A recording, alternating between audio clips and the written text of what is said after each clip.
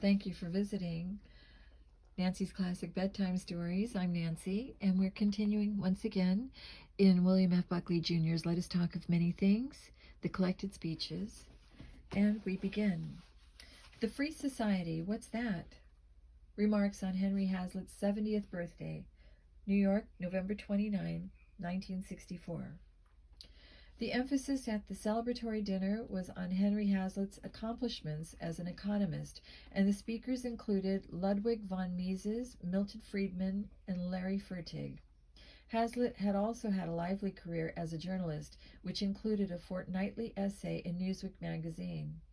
We wished him a long life, and Providence obliged. I spoke again at his 75th birthday and at his 80th and 85th. On this happy occasion, I join with you in saluting an old friend and mentor, Mr. Henry Hazlitt, and his incomparable and gifted wife, Frances. I was greatly frightened when our host, Mr. Larry Fertig, asked me to speak, and especially after saw the list of speakers and realized that this was designed as a Festschrift, to which I was presumably expected to contribute an economic pearl, thereafter to be known as Buckley's Diminished Return. I am left with the difficult job of sounding other than trivial and idiotic after the profundities of Professor von Mises, and in anticipation of those to come from the other speakers, I surrender. For those of you who, like myself, so often despair of following the cadenzas that these men play in the obtuse world of economic theory, I bring you this consolation. Only a fortnight ago, Professor Milton Friedman confessed to me that he does not altogether understand the last work of Professor William Hutt.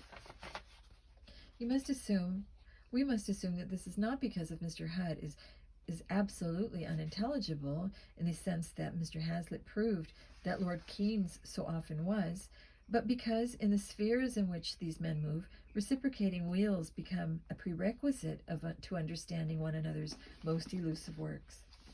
It is surely the genius of Henry Hazlitt that he is totally at home in the ether of the most abstruse economic theory, and yet has never failed to communicate his analyses and his findings to the layman. The force of his arguments and the special discipline he has imposed on himself to make those arguments public are a part of the patrimony of all of us who are concerned for the Free Society. The Free Society, what's that? It is, let's face it, and notwithstanding the great labors of the men and women who are here tonight, a concept increasingly elusive. What is a free economy?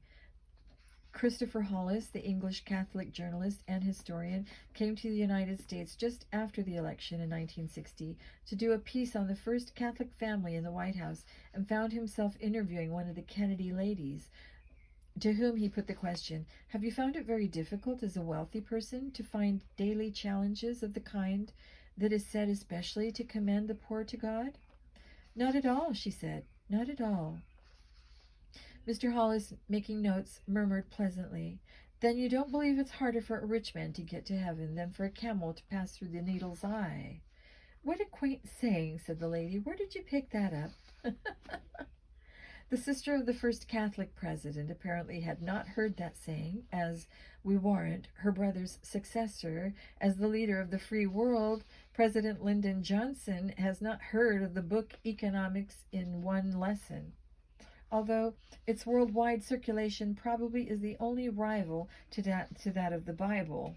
Better, perhaps, not to have read it than to have read it and disregarded it. "I approve of the index," Evelyn Waugh once wrote. "I find it convenient excuse for not reading Sartre." But so dazzling are Mr. Hazlitt's accomplishments in economics that we tend to forget some of his other extraordinary feats. In the summer of 1960, for instance, during the period when the Russians had taken to announcing several days after the event spectacular feats of orbital acrobatics, Mr. Henry Hazlitt, the epistemological skeptic, felt the need and the time had come to put aside his modesty, and so he wrote a letter to the New York Times. "Dear Sirs, On August 17th, 2 days before the Russians sent up the dogs, I was shot into orbit inside a 12-ton spaceship. After 17 revolutions around the Earth, I tilted my retro rocket and landed safely within 7 inches of a pre-selected target. This means that I have scored a first ahead even of the Russian claims. Reasons of military security prevent me from saying anything really informative about the mechanism of the satellite, or revealing the place from which I was shot into orbit, or the place of landing, or any other such detail. Nor did I give out any advance notice of the intended time of the shot, so that tracking situations could satisfy an idle curiosity. I may reveal, however, because of its extreme scientific interest, that my wife could distinctly see me through a television camera taking orange juice, toast, and coffee.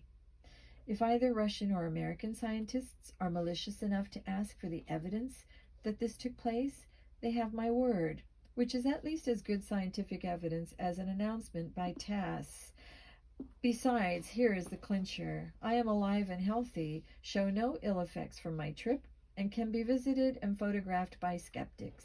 If I had not been recovered safely from the capsule, how would all this be possible?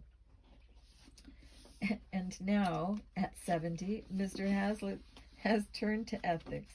Indeed, what field, one wonders, could he not have mastered? One day years ago, when he was editor of the Freeman magazine, the suggestion was made at an editorial conference that perhaps something appropriate should be said on the occasion of the death of King Carol's consort. Within moments, Henry Hazlitt had jotted down a proposed obituary. It read, "Said the beauteous Magda Lupescu, as she rushed to Romania's rescue, 'It's a wonderful thing to be under a king. Can democracy beat it, I ask you?'" I know you will join me in wishing the very happiest birthday to an economist, philosopher, historian, poet, and astronaut, our friend Harry Hazlitt. I like that one.